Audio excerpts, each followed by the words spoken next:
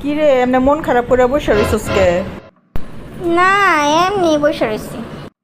না, এমনি তো তুই বসে থাকার মানুষ না। কি হয়েছে তোর, মনটা খারাপ কে কসম দেখি? একটা বছর হইয়া গেল গা, এখনো একটা বিয়ার দাওয়াত পাইলাম না। মানুষ কি বিয়া করা বন্ধ করে দিছে নাকি, এটাই তো বুঝতেছি না। কতদিন ধরে বিয়া খামু, বিয়া খাইতে মন চাইতেছে, একটা আত্মীয় স্বজনেরও বিয়া লাগে না। বুঝলাম না কিছু। এত বুঝাবুঝির কি আছে? তোর এই বিয়ে দিয়ে দেই, তোর নিজের বিয়ে তুই নিজে খা, ভালো হইব না? দুরু মা, তুমি যে কি কও না, আমি কইলাম কি আর তুমি শোনাও কি? তোর একটা কথা কয় নাই, তোর মামা তো বোনের বিয়ে সামনের সপ্তাহে দাওয়াত দিছে।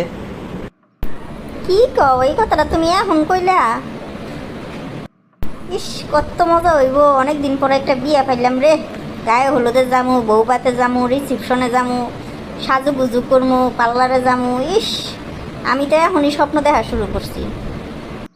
হয়েছে, আল্লাহ স্বপ্ন দেখা বন্ধ কর। আঙ্গ কাউরে দাওয়াত দেয় নাই, তোর বাপের ফুদা একলা দাওয়াত দিছে। অত স্বপ্ন দেখিস না। কি শোনাইলে আবার এটা তুমি? আমার আব্বারে একলা দাওয়াত দিছে মানে? আঙ্গ পুরা ফ্যামিলিরে দাওয়াত দিব না? আমার মামা তো বোনের বিয়া, এটা আবার কি কথা কও?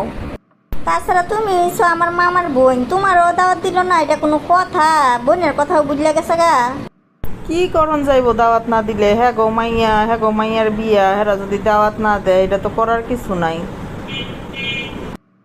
তাছাড়া শুনলাম আত্মীয় স্বজন সবাই বেলে একজন দুজন করে দাওয়াত দিছে। শোনো মা, আমার ঘরে যখন দাওয়াত দেয় নাই তখন আব্বার আর যাওয়ান লাগতো না, বাদ দাও। ও আব্বারে দাওয়াত দিচ্ছে, আব্বার কাছ থেকে মালামাল পাইবো তো, এই লেগে না, দরকার নাই। তার চেয়ে বরং আমরা বাইরে গিয়ে খাইয়ামু, তাও বালা। মামা তো বোনের বিয়ার দাওয়াতটা যখন পাইলাম না, আর আমার মামাই যখন আঙ্গ কাউরে দাওয়াতটা দিল না, খুদা আমার বাপটারে দাওয়াত দিছে, আমি বিয়া করে লই। দাঁড়াও, আমার বিয়ার সময় আমি তোমার কোনো ভাই বোনরে দাওয়াত দিতাম না।